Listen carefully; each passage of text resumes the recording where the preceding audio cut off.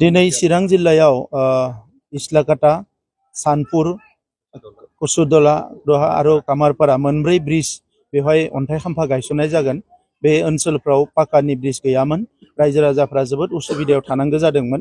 दा खेबसेयावनो जोंनि आथिखालनि एमपि आरो आगोलनि जि एमएलए जयन्त बसुमतारी बिथांनि नाजानायाव बे ब्रिज खिनिखौ मोनबोनाय जादों। बेजों लोगोसे एप्रोच रडबो दङ।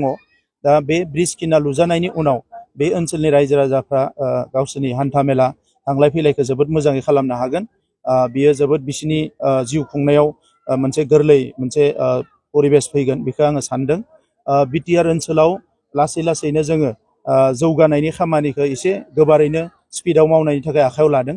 सोलोंथाइनिफ्राय लानानै गुबुन गुबुन बिथिंफोरखौ आरो चिरां जिल्ला हिसाबै दिनै आगोलनि थासारिया गैला। गोजोन फैनाय लोगो लोगोनो चिरां जिल्लायाव सोलोंथाइया जौगादों, हान्था मेलानि बेबस्थाया मोजां जादों।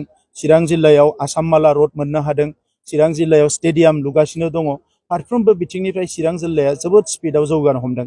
दा बेनिखायनो आं रायजो राजाफोरखौ खावलायगोन बे थासारिखौ जाहाथे अराय सम लाखियो। जोंनि गेजेराव गोरोन्थि सानलायनाय बेबायदि माखासे थासारिफोरखौ जाहाथे फैफिननो होआ। जों बयबो मोजां थासारियाव आवगायलांनानै जोंनि ओनसोल जोंनि माहारिखौ जौगानायाव जाहाथे बयबो खौसेयै खामानि मावो आं बेखौनो खावलायगोन।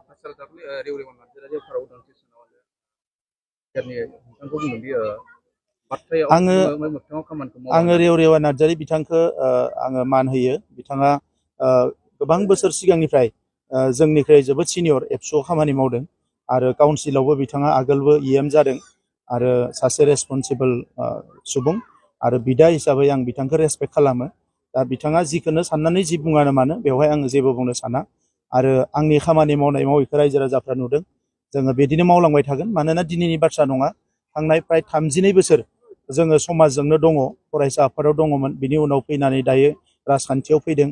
दा बेवहाय बबेबा मोनसे समाव बबेबा मोनसे आगानाव हारिया खहा जानाय, समाजा खहा जानाय खामानिखौ जों मावाखै, मावनोबो हानाय नङा। राजखान्थिया जोंनि थाखाय गिदिर नङा। हारि आरो समाजनिख्रुइ राजखान्थिया मालाबाबो गिदिर जानो हाया।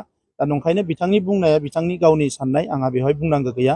नाथाय बिथांखौ आं आगोलावबो बिदा हिसाबै रेसपेक्ट खालामो। मानोना जोंनि हारिनि थाखाय हारिनि मावग्रा साफ्रोमबो सुबुंखौ जोङो रेसपेक्ट खालामो आरो दिनैबो खालामगोन, इयुनावबो खालामगोन।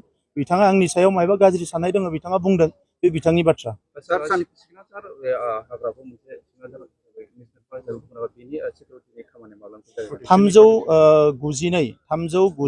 गुजिसे स्कुवेर किल'मिटारनि मोनसे हाग्रा नेशनेल पार्क हिसाबै सिकनाझारखौ फोसावबाय आरो बेखौ थाबैनो जोङो आसामनि चिफ मिनिस्टार बिथांजों सावरायनानै बिनि प्रटेक्शननि खामानिखौ जोङो जागायगोन। आङो दाख्लै नुदों आरो लोगो लोगोनो डिपार्टमेन्टेल इनकुवारि जोङो होनायनि बाथ्रा सानदों आरो गाबोनो बिनि सायाव आङो डिपार्टमेन्टेल मिटिं लिंदों। इएम बिथां आरो अफिसारफोरजों ज' जिरायनानै जोङो माखासे बेब'स्था खालामगोन।